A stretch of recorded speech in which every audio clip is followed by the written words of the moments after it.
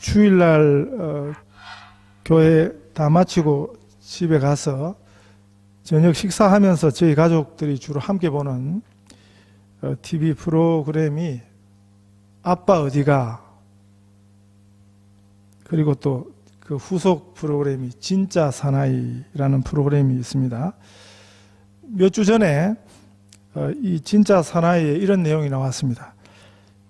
헨리라고 하는 카나다 교포 친구인데 꼭 우리 아이들 같은, 한국말이 좀 어눌하고 카나다에서 나고 자란 그 가수 친구가 한국 군대에 가서 유격 훈련을 받는데, 저희도 그 전에 군에서 훈련 받을 때 그런 경험을 다 해봤습니다만은, 이 코스를 타면서 보통 조교가 생각나는 사람 있냐 하고 물으면 뭐 둘 중 하나를 이야기합니다. 뭐 어머니가 생각난다 그러든지, 아니면 애인이 있으면 애인 이름을 생각난다 그러는데, 그러면 이제 뭐 어머니 하면서 이렇게 그 코스를 받는 거죠.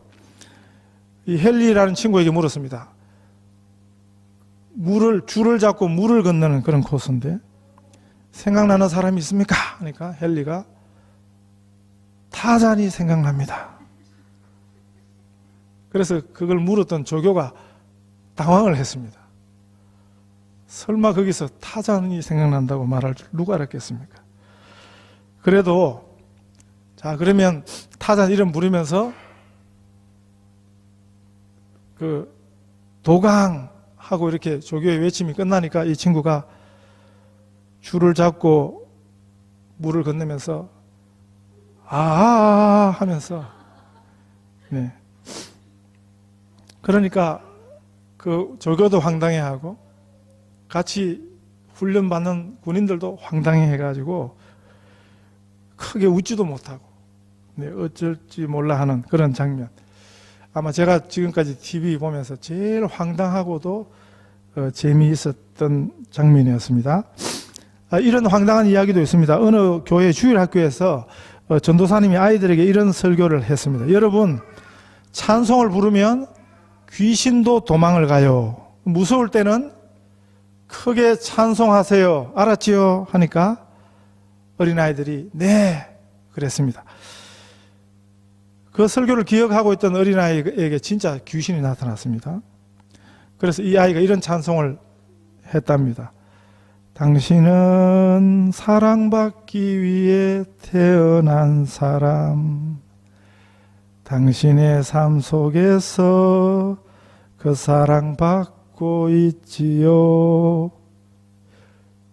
귀신에게 이런 찬송을 하는 것은 옳지 않습니다. 그러나 우리들에게는 이 찬송의 내용이 얼마나 귀한 줄 모르는 것입니다. 오늘도 우리가 기억하고 살아야 할 내용, 그게 뭡니까? 가장 귀한 복음은 하나님의 사랑의 대상이다. 하나님께서 우리를 사랑하신다 하는 것입니다. 우리는 하나님의 사랑의 대상입니다. 그 크신 사랑을 받기 위해서 태어났습니다. 그리고 우리 삶 속에서 우리는 날마다 순간마다 이 하나님의 귀한 사랑을 받고 있습니다. 우리가 오늘 그 세례받은 이삭이와 또 우리 신성화 성도님 위해서 축복하는 마음으로 이 찬송을 같이 하겠습니다. 그리고 우리 모두를 축복하겠습니다. 당신은 사랑받기 위해 태어난 사람, 당신의 삶 속에서 그 사랑받고 있지요. 당신은 사랑받기 위해 태어난 사람, 당신의 삶 속에서 그 사랑받고 있지요. 태초부터 시작된 하나님의 사랑, 우리의 만남을 통해 열매를 맺고 당신이 신이 이 세상에 존재함으로 인해 우리에게 얼마나 얼마나 큰 기쁨이 되는지. 당신은 사랑받기 위해 태어난 사람, 지금도 그 사랑 받고 있지요. 당신은 사랑받기 위해 태어난 사람, 지금도 그 사랑 받고 있지요. 우리가 하나님의 사랑 안에 있다 하는 이런 확신이 우리를 찬송하게 하는 것입니다. 그것이 우리를 감사하게 하는 것입니다. 우리 삶의 근본적인 행복이 여기 있는 것입니다. 이 세상은 변하는 것입니다. 이 세상 것은 변하는 것입니다. 우리가 만난 환경도 변하고 처지도 변하고 우리가 만나는 사람도 변하는 것입니다. 그러나 변하지 않는 것이 있는데 불변하신 하나님, 그리고 우리를 향하신 하나님의 사랑은 변하지 않는 것입니다. 이 사랑 안에 사시기를 바랍니다. 이 사랑을 풍성히 누리면서 그리고 이 사랑을 나누면서 사시는 우리 성도들 다 되시기를 바랍니다. 이 하나님의 사랑은 우리가 용서받은 그 사실에 근거합니다. 이 용서받은 확신이 없을 때 그 삶은 근본적으로 불안한 것입니다. 하나님을, 우리를 참 사랑하시는 참 좋으신 우리 아버지가 아니라 하나님을 만약 우리가 심판자로 만난다면, 하나님을 심판자로 만나는 그 사람은 그 삶이 근본적으로 불안한 것입니다. 뭘 해도 불안한 것입니다. 믿는 신용을 해도 근본적으로 불안한 것입니다. 성경에 보니까 오늘 요셉의 형들에게 이 근본적인 불안이 존재했습니다. 요셉은 그 형들을 진실로 용서했습니다. 그냥 용서하는 말만 한 게 아니에요. 요셉은 진실로 그 형들을 용서했습니다. 인간적으로, 세상적으로 그 형들이 그 동생 요셉에게 했던 그 악행은 도무지 용서받지 못할 일이었습니다. 그래서 그 형들이 그렇게 불안하게 여기까지 그 불안을 가지고 왔는지도 모르는 것입니다. 그러나 성경을 보면 요셉은 그 형들을 진실로 용서했습니다. 그건 인간적인 용서가 아니었습니다. 인간으로서는 할 수 없는 용서였습니다. 17살짜리 어린 동생을 그 형들이 함께 공모해서 다른 나라에 돈을 받고 노예로 팔아버렸습니다. 그 아버지에게는 그 동생이 덜짐승에 잡혀 죽었다고 그렇게 거짓말을 했습니다. 그러나 요셉은 그 배후에 계신, 그를 사랑하시는 살아계신 하나님을 만났습니다. 그래서 요셉은 노예살이 가운데서도, 억울한 옥살이 중에서도 여전히 찬송하는 삶을 살 수 있었습니다. 형들에게서 버림을 받았습니다. 아버지의 사랑에서 잊혀졌습니다. 그런 비탄과 절망의 시간을 보냈습니다마는, 그러나 그는 절망 중에 살지 않았습니다. 요셉은 그 고난과 억울한 삶에서도 찬송하며 살았습니다. 왜냐하면 요셉은 사람이 아니라, 자신이 만난 그 처지와 형편이 아니라 오직 하나님을 바라보았기 때문에 요셉의 삶에 그런 찬송이 가능했습니다. 주님을 바라보면 우리는 찬송할 수 있습니다. 다른 것 때문이 아니고 주님이 우리 찬송의 이유이십니다. 요셉은 그렇기 때문에 그 형들이 자신을 그 비극 가운데 노예로, 감옥살이 인생으로 그렇게 만들었다고 생각하지를 아니했습니다. 요셉은 그 인간적 배반과 비극의 사건 속에서 그 일로 그 가족을, 그 약속의 자손을 지키시는 오히려 하나님을 만난 것입니다. 그래서 22년 만에 그 형들을 다시 처음 만나게 되었을 때 창세기 45장 4절 5절 했어요. 요셉이 형들에게 이르되 내게로 가까이 오소서. 그들이 가까이 가니 가로되 나는 당신들의 아우 요셉이니 당신들이 애굽의 판자라.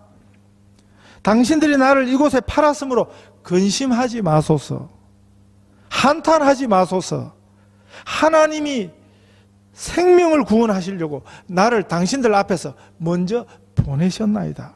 그렇게 고백할 수 있었습니다. 45장 7절 8절에 보면 하나님이 큰 구원으로 당신들의 생명을 보존하고 당신들의 후손을 세상에 두시려고 나를 당신들 앞서서 보냈나이다. 그런즉 나를 이리로 보낸 자는 당신들이 아니요 하나님이시라고. 당신들이 나를 팔은 게 아니었다고. 네? 하나님께서 나를 보내었다고 그렇게 고백한 것입니다. 우리가 텔레비전 드라마에서 흔히 복되고 보는 것처럼 그때 왜 그랬어요? 내가 얼마나 힘든 세월을 살았는지 당신들 아냐고, 이제 맛 좀 보라고. 그런 이야기가 아닌 것입니다. 그래서 성경 이야기에는 항상 우리식이 아니라 그랬죠. 우리 생각대로 성경 이야기가 전개되지 않습니다. 우리가 세상에서 본 그런 이야기가 성경 속에 전개되지 않고, 네? 거기 하나님의 방법이 있다고요. 하나님의 지혜가 있다고요. 그래서 요셉이 그 마음에 원한이 없었습니다. 충분히 상처받을 만 하잖아요. 충분히 원한을 가지고 살만 하잖아요. 이제 아버지 죽었으니까 이제 당신들 좀 맛 좀 봐라. 그럴만 하지 않습니까? 그러나 요셉은 진짜 신앙인이었습니다. 우리가 예수를 진짜 믿고 살면 마음에 병 걸리지 않습니다.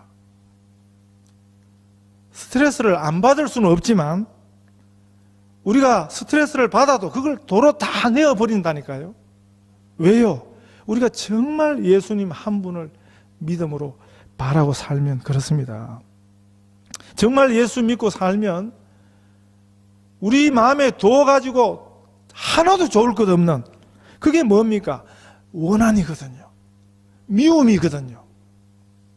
그 원한과 미움을 10년 된 원망도 있고 20년 된 원망도 있고 어떤 분들은 그냥 평생 동안 마음에 한을 품고 살고 있는 분들도 있더라고요. 그건 여러분 옳은 것, 좋은 것을 우리가 마음에 가지고 살아야지 그런 원망, 상처, 네? 그런 아픈 기억 그게 무슨 보물인 것처럼 오래오래 붙들고 사는 그건 어리석음인 것입니다. 좋은 추억은 가지고 사십시오. 아름다운 기억은 두고 헤아리면서 사십시오. 그러나 담아둬서는 안 되는 것, 이 마음의 독 이런 것은 빨리 내어 버리시기 바랍니다. 우리가 찬송하고 감사하며 사는데 이런 것들이 방해가 되는 것입니다. 이걸 빨리 내어버릴수록 우리가 행복해지는 것입니다. 하나님의 구원을 우리가 누리게 되는 것입니다. 요셉이 그런 원한을, 그 형제들에 대한 그런 미움을, 그런 한을 그 마음에 그때까지 품고 살았다면 하나님이 어떻게 요셉을 쓰실 수 있었겠습니까? 마음이 원망이 가득한데 원한이 가득한 사람이 누구를 도울 수 있겠습니까? 그 안에서 살리고 고치는 이런 하나님의 지혜가 어떻게 나올 수 있겠습니까? 요셉이 자신도 결혼을 했습니다. 자신도 아들들을 뒀습니다. 그 원망하는 아버지에게 어떻게 좋은 아들들이, 좋은 자손들이 나올 수 있겠습니까? 요셉은 그 상처와 원망을 대로 물리지 아니했습니다. 그리고 그 마음의 상처를 아예 담고 있지를 아니했습니다. 그 일이 뭐 별일이 아니어서 그랬던 게 아니에요. 요셉이 당했던 배반은 진짜 배반이었습니다. 진짜로 억울한 일을 만났던 것입니다. 그랬어도 그 배반과 억울함을 그 마음에 담고 살지를 아니했습니다. 그것 때문에 그 인생이 걸려 넘어지지를 아니했습니다. 어떻게 해요? 19절과 20절입니다. 요셉이 그들에게 이르되 두려워하지 마소서 내가 하나님을 대신하리이까. 당신들은 나를 해하려 하였으나 하나님은 그것을 선으로 바꾸사 오늘과 같이 많은 백성의 생명을 구원하게 하셨나니. 이렇게 고백했습니다. 요셉의 하나님, 한 번도 그를 떠나지 아니하시고 요셉과 함께 하셨던 그 하나님에 대한 바른 이해와 믿음이 이토록 행복한 요셉, 건강한 요셉을 있게 했습니다. 총리 되었다고 왕이라고 다 행복해지는 거 아니거든요. 한국 대통령을 보세요. 그분이 처음 대통령 될 때는 얼굴이 그런 얼굴이 아닌데 요즘 한 번씩 텔레비전 뉴스 할 때 이렇게 대통령 얼굴 비치는 거 보면 그게 별로 행복이 없는 것 같아 보여요. 호주 수상을 보세요. 그 자리가, 그 지위가 그 사람을 행복하게 만드는 게 아니에요. 우리가 사람들에게 인정을 받아도 참 기분이 좋은데, 그런데 하나님께서 요셉을 인정하셨습니다. 하나님이 요셉을 아셨습니다. 그것이 요셉의 행복입니다. 한 선교사님이 이런 얘기 하시더라고요. 자기가 힘든 가정의 5형제인데 막내로 자랐답니다. 그 가난한 시절에 한국서, 그 가난한 힘든 가정의 막내로 자라니까 얼마나 천덕꾸리기로 자랐는지 모른답니다. 막내에게는 신경 쓸 여력이 없는 그런 집에서 자라다 보니까, 그러면 또 그 마음에는 또 인정받고 싶은 그런 욕구가 굉장하거든요. 한 번은 초등학교 4학년 때요, 학기 끝나기 전에 그 교실 뒷면 게시판에 자기가 그린 그림이 잘 그렸다 해가지고 그 게시판에 붙었대요. 그래서 신이 나서 집에 와가지고 자기 엄마에게, 엄마, 내가 그린 그림이 우리 선생님이 잘 그렸다고 게시판에 붙여주셨어. 자랑을 했더니 그 어머니가, 그림이 밥 먹여주냐? 공부나 해라. 그랬대요. 저녁에 그 아버지랑 식사하는 자리에서 이번에는 아버지에게, 아버지, 오늘 내 그림이 교실 뒤편에 붙었어요. 그랬는데 그 아버지 하시는 말씀이, 야 이놈아, 밥 먹을 때 이야기하면 복 나간다. 조용히 밥이나 먹어라. 그랬대요. 그래서 그게 그렇게 상처가, 어린 마음에 그렇게 상처가 되었답니다.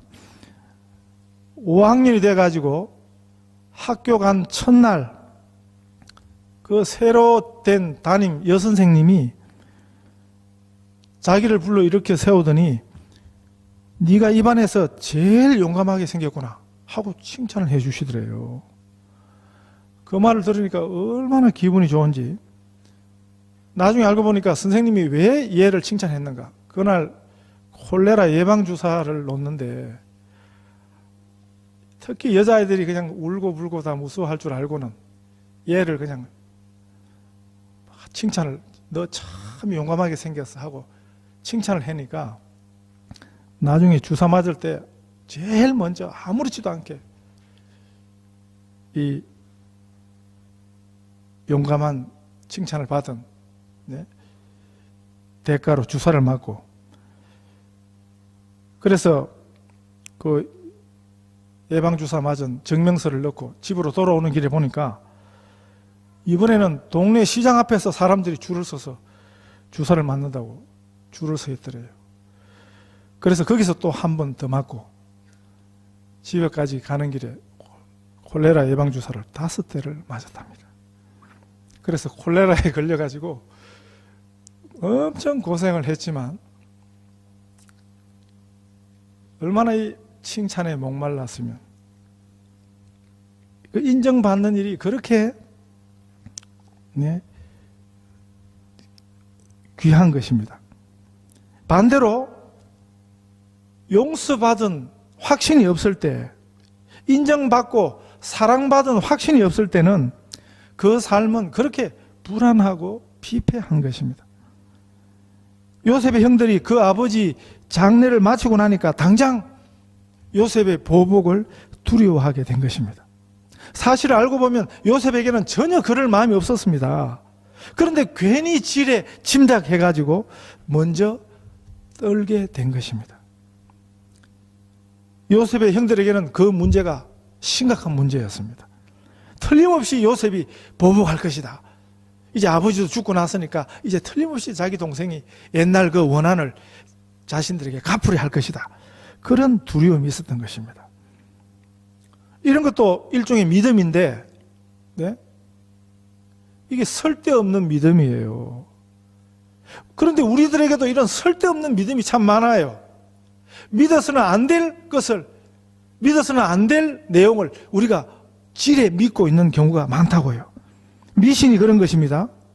미신도 일종의 믿음이지만 그거는 믿어서는 안 되는 것입니다.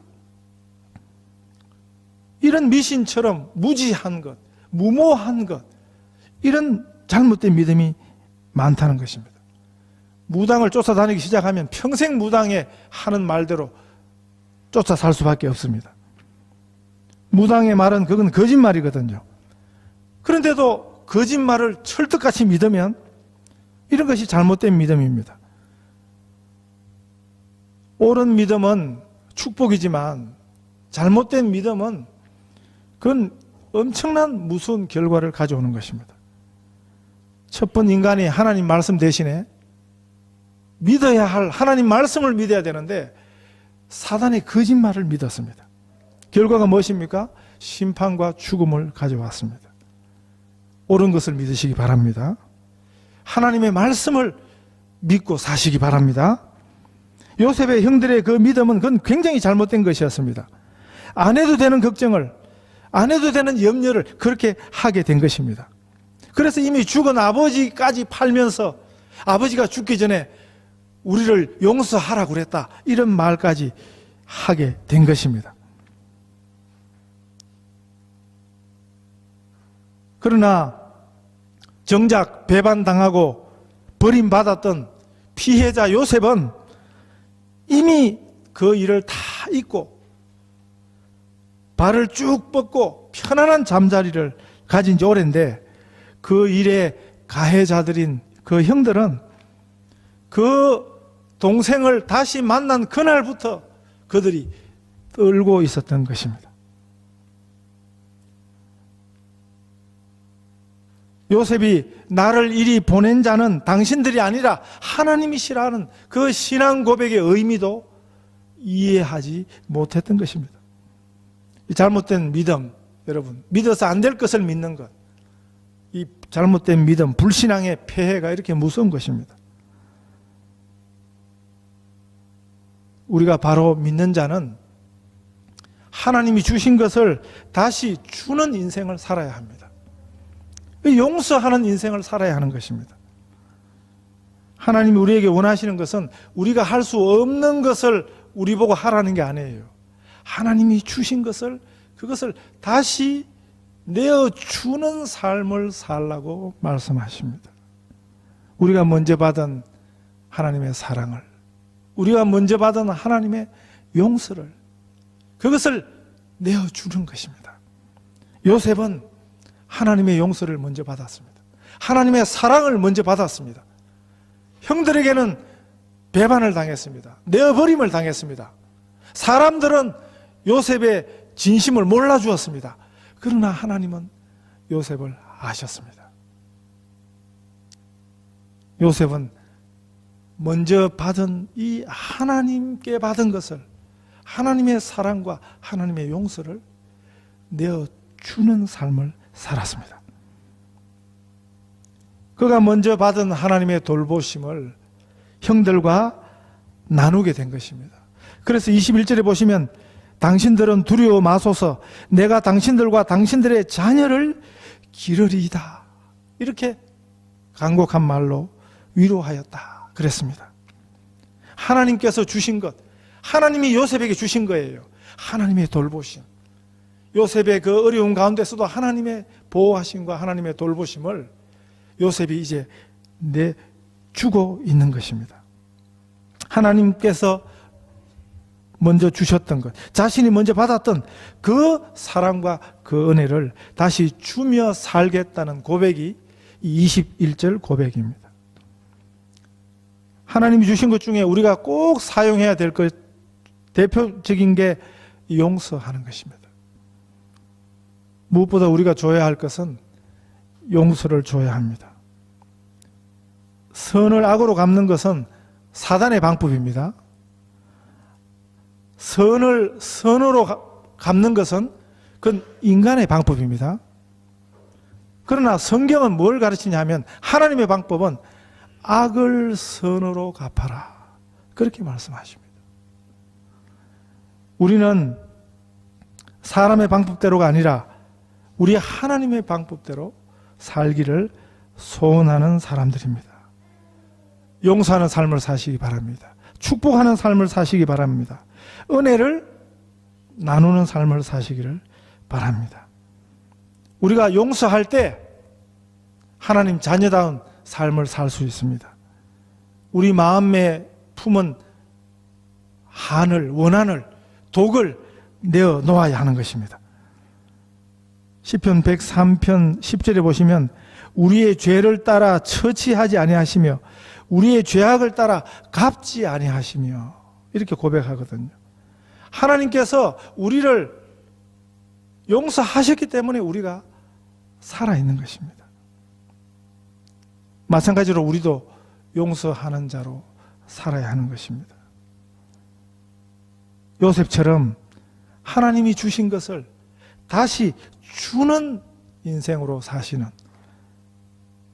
우리 성도들 되시기 바랍니다. 이것이 하나님 백성, 하나님 자녀의 참 삶의 방식이고 하나님 자녀로 사는 진정한 모습입니다.